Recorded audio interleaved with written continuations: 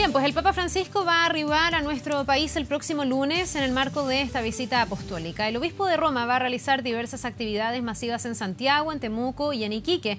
Vamos a conversar sobre este tema con Juan Carlos Claret, él es vocero de los laicos de Osorno, que son algunas de las organizaciones que han pedido una reunión con el Papa y que han pedido también explicaciones, sobre todo por la situación de Juan Barros. Bienvenido, muchísimas gracias por estar con nosotros aquí en La Mañana Informativa. Buenos días, Carla. Muchas gracias. A ver, primero partirte preguntando por las expectativas y por una última información que se ha conocido el día de ayer y que tiene que ver justamente con la situación del obispo Barros, que hemos visto ha generado en la zona una serie de divisiones y problemas con su designación a este destino, digamos.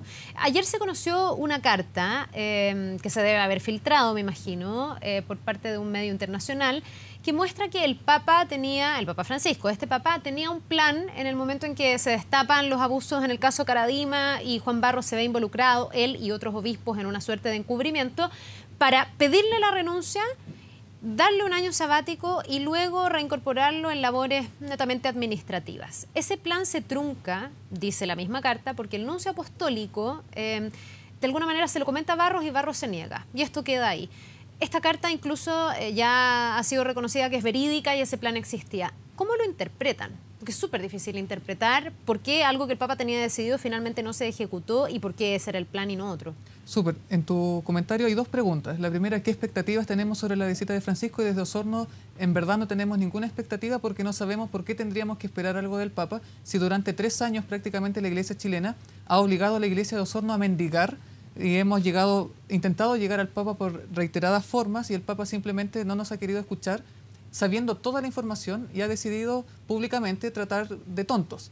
Y la carta que el día de ayer se filtró, que todo indica, ya que ha sido reconocido por la Conferencia Episcopal, que no es una carta que el Papa envió por nunciatura, sino que era una conversación que estaba, una carta enviada a algunos obispos para que después lo conversaran. Entonces era una comunicación más personal, más privada. No era algo que viniera con el visaje de la Secretaría de Estado, ni mucho menos, pero sabemos que es real y genera muchas dudas. La primera es, ¿qué es aquello tan grave para sacar a 3 obispos de la Conferencia Episcopal, que equivale al 10% de todo el universo de los obispos de Chile? ¿Qué es aquello tan grave? Eso es lo que esboza el Papa Francisco en esa carta. En esa carta. Su decisión de sacar a estos sacerdotes, obispos que estaban dentro de la trama, ¿no?, de los abusos de Fernando Caradima en la parroquia del Bosque. Tendrá que ver que desde el año 2010 las víctimas de Caradima sobre esos obispos, el obispo de Osorno, Juan Barros, Tomislav Koljatic, que es el de Linares, y Horacio Valenzuela, el de Talca, hayan sido acusados de encubrimiento sexual.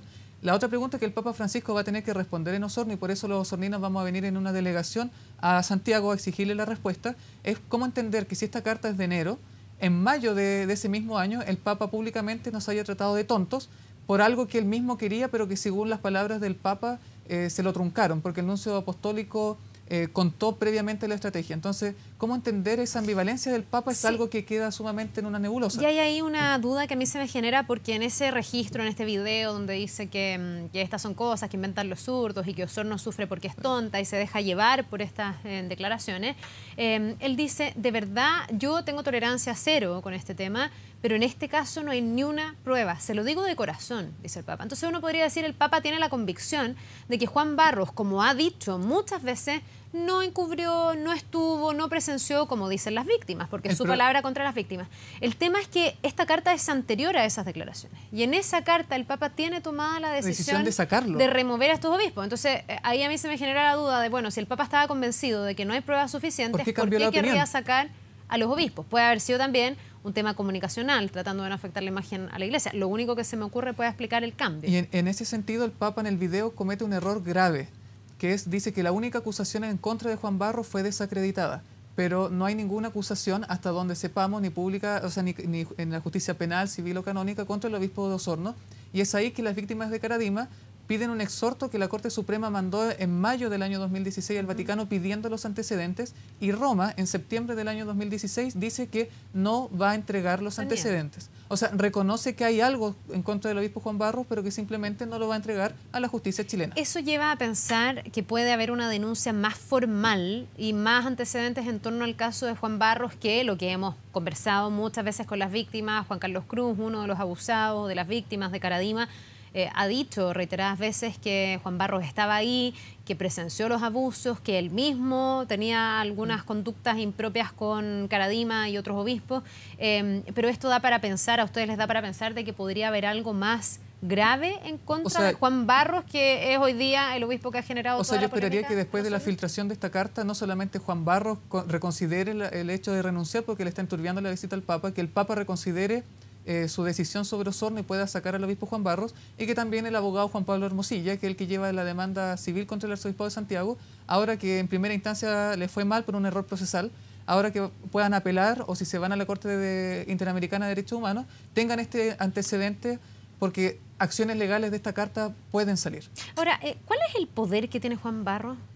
Y lo pregunto porque también en esa carta, cuando el Papa dice que tenía este plan de pedirle la renuncia, darle el año sabático y luego reincorporarlo en acciones como más administrativas de la Iglesia, él dice, esto se frustró o se truncó cuando un comentario del nuncio, Scapolo en este caso, no era Scapolo. Sí, Ivo Scapolo. Ivo Scapolo, sí. Cuando un comentario del nuncio hace que Juan Barros se niegue. Entonces, bueno, uno trata de equiparar esto como a las cosas más mundanas. En una empresa no pasa eso. Claro, es como que mi jefe me pida la renuncia y diga, no me voy a ir, y me quede, y a mí me trasladen a otro lugar, pero no me saquen de la empresa. Entonces uno dice, ¿quién manda? ¿Manda el Papa?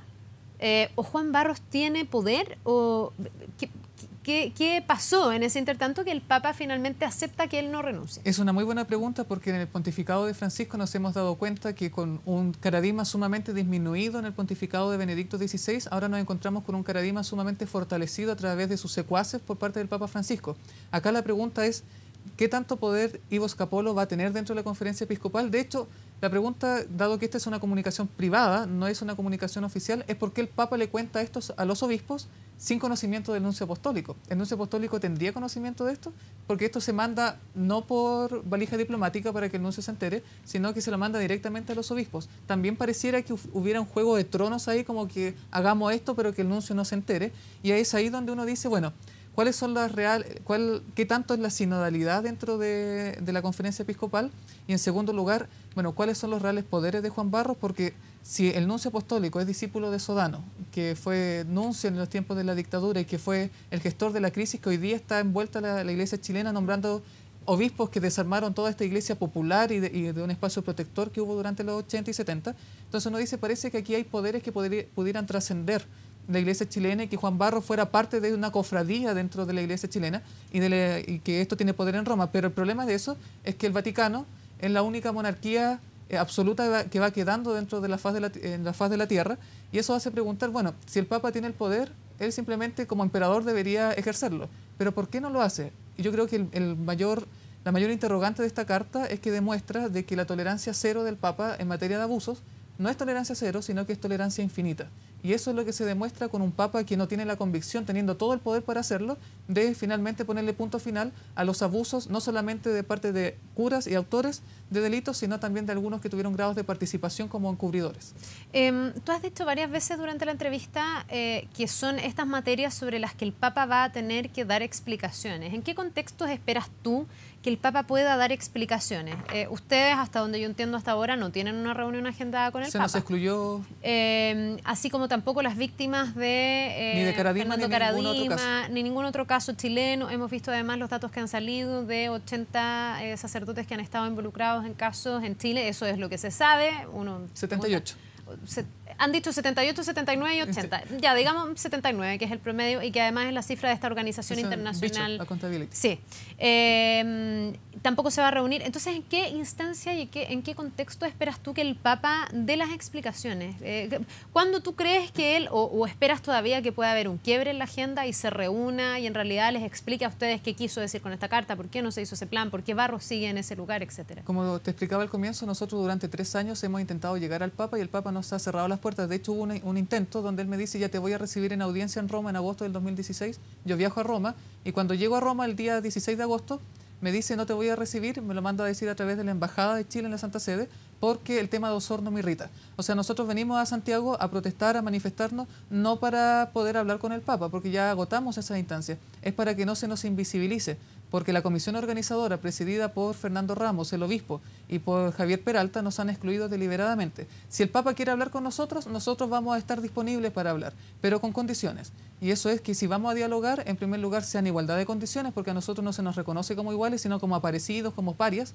Y en segundo lugar, no estamos dispuestos a que sea un lavado de imagen para que se diga que el Papa en su infinita misericordia va a recibir al pueblo católico de Osorno. Nosotros en este momento estamos exigiendo que se nos respete, se nos trate como iguales dentro de la Iglesia, y que además, si el Papa va a querer hablar con nosotros, sea de voluntad de él, sin secretismo, que entre gallo y medianoche, que la prensa no se entere. No, si vamos a hablar, va a ser con todos, con transparencia, y eso es lo que estamos esperando. Ahora, yo me imagino que puede haber de todas maneras un cuestionamiento que a lo mejor incluso otros católicos que nos ven a esta hora se pueden estar haciendo, porque ha habido además una cultura en la Iglesia como de tratar de bajarle el perfil a estos temas, de no hablarlo mucho, se invisibilizó durante mucho tiempo y tú veías que se producían unos traslados silenciosos y nadie enfrentaba, hasta que esto empieza a estallar en Chile gracias a las denuncias de las víctimas. Por su valentía. Pero habrá gente hoy día que ve y dice...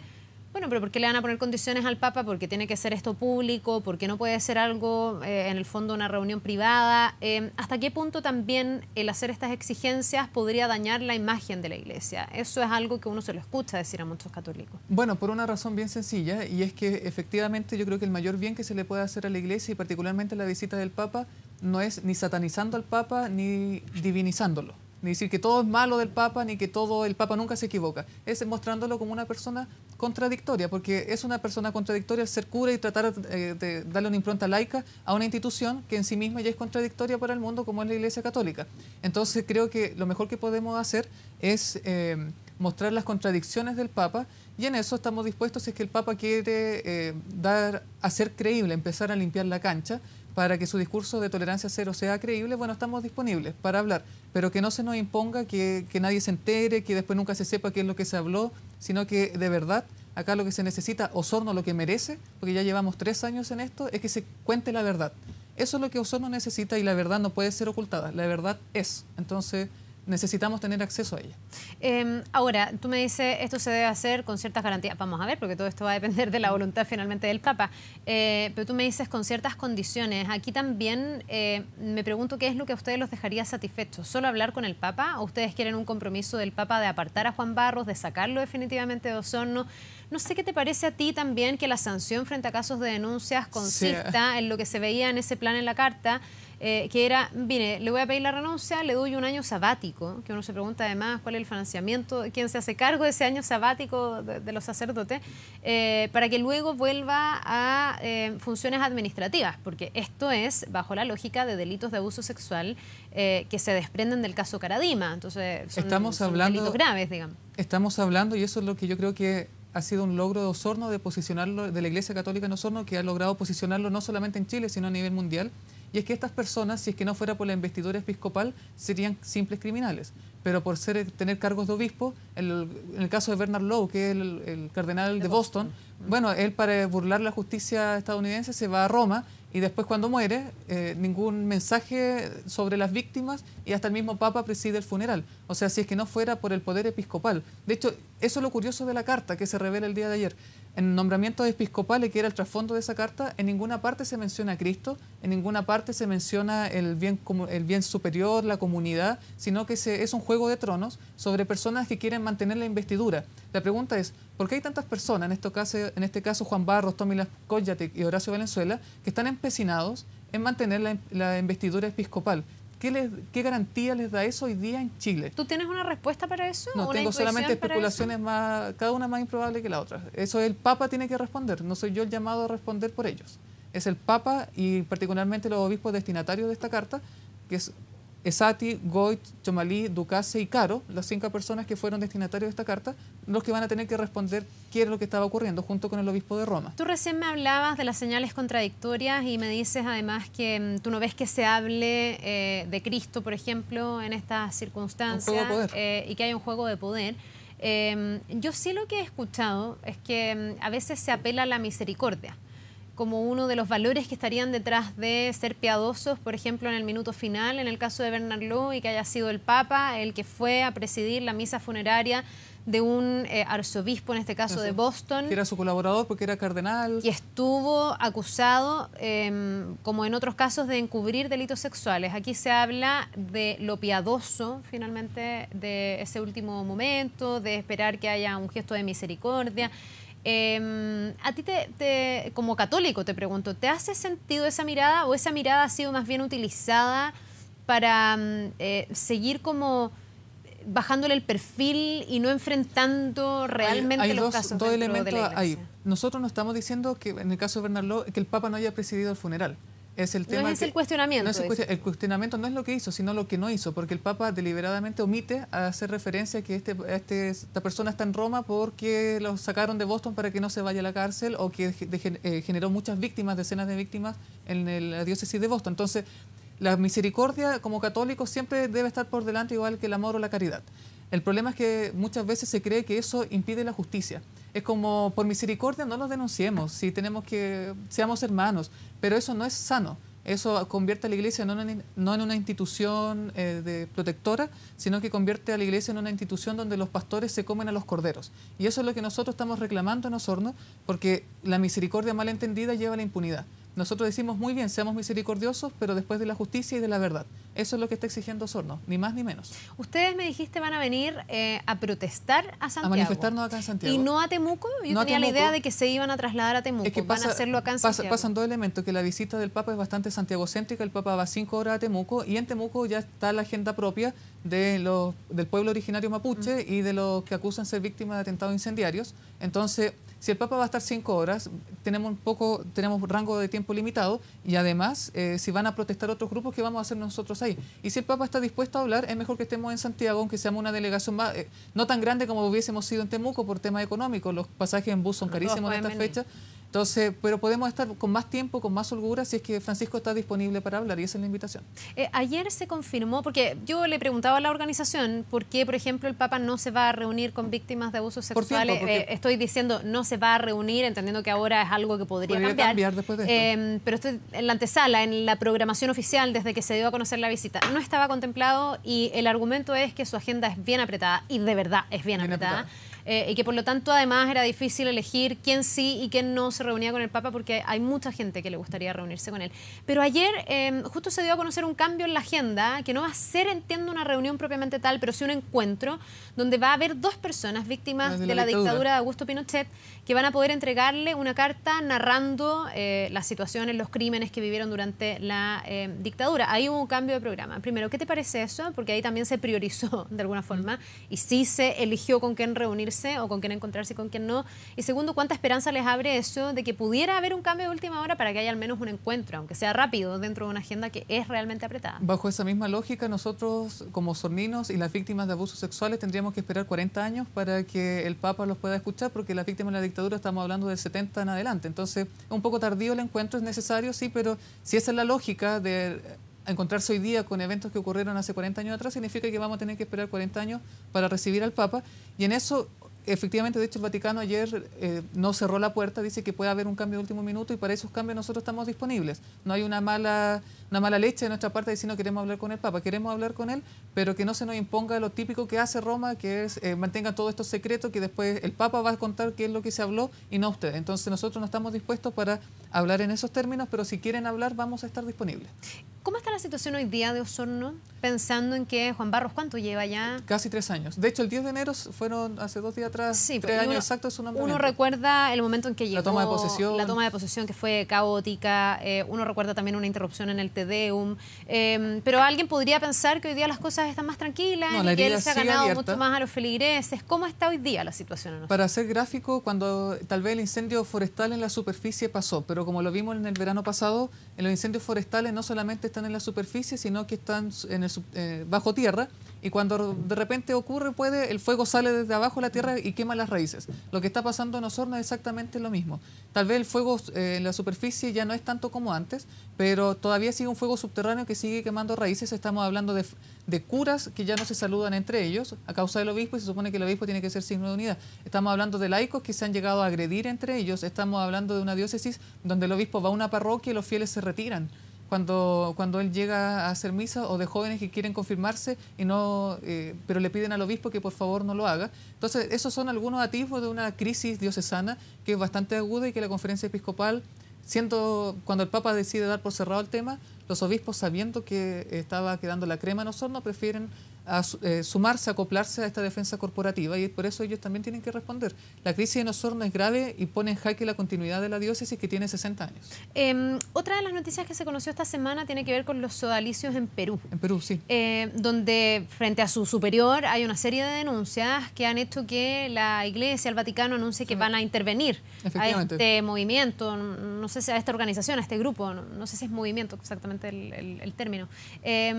¿Por qué en Chile no ha ocurrido algo así tan directo, crees tú, por parte del Vaticano y en este caso del Papa Francisco? A ver, en medida de cuando hay un interventor canónicamente es porque tiene acusaciones contra los dirigentes de esa organización, y eso aquí no ha ocurrido.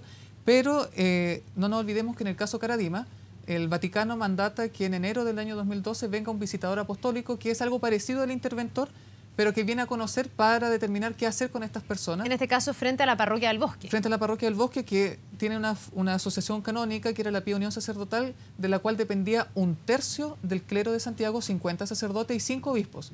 La pregunta es, después de este visitador apostólico, yo creo que es el llamado para la gente de Perú que esté vigilante, no sobre el interventor, sino qué es lo que pasa después que el interventor se vaya.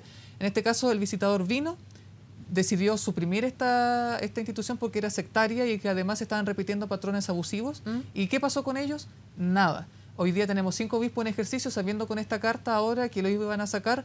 El Papa tiene que responder qué era aquello tan grave para sacarlos. Y tenemos a personas que, según el mismo Vaticano, estaban repitiendo patrones de abuso de poder, que hoy día son párrocos, que hoy día son directores espirituales, que hoy día trabajan con niños, que hoy día trabajan con adolescentes, y más encima son profesores y directivos de la Facultad de Teología de la Universidad Católica. Ya, por tanto, hay una sanción, se toma una decisión, pero después nadie fiscaliza lo que pasa y nada. Se reacomodan de alguna manera. Siguen haciendo lo mismo, siguen operando impunemente. No hay ningún cambio concreto. Por eso es que ante este anuncio de intervención de antes que el Papa llegue a Perú con el caso de los sodalicios, es el llamado a que ya, muy bien, tal vez un poco tarde, pero el Papa ya nombró un interventor. La pregunta es qué pasa después de que el interventor se vaya. Porque si van a cambiar las cosas para que todo siga igual, como un gatopardismo, eso como católicos nosotros tenemos que estar vigilantes. ¿Qué pasa con los llamados de los sacerdotes?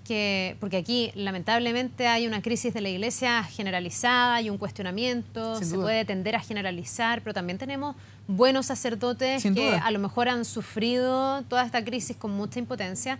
Ayer uno de ellos habló, que es el sacerdote Felipe Berríos, diciendo que le parece que el Papa debió o debe aún reunirse con las víctimas, que además también exige explicaciones por el tema de Barros y pide pedir perdón por haberlos tratado de tontos. Hemos tenido algunos otros, un sacerdote Ventué, ¿es el apellido? No, él es teólogo, pero también... teólogo, tienes toda la razón, que también escribió... Provincial de los Jesuitas, también, de los Sagrados Corazones. Pero también yo entiendo que dentro de los sacerdotes en Osorno también hemos tenido algunos que le han enrostrado al propio Barros su situación, y que le han pedido incluso que dé un paso al costado, que 30 salga de 33.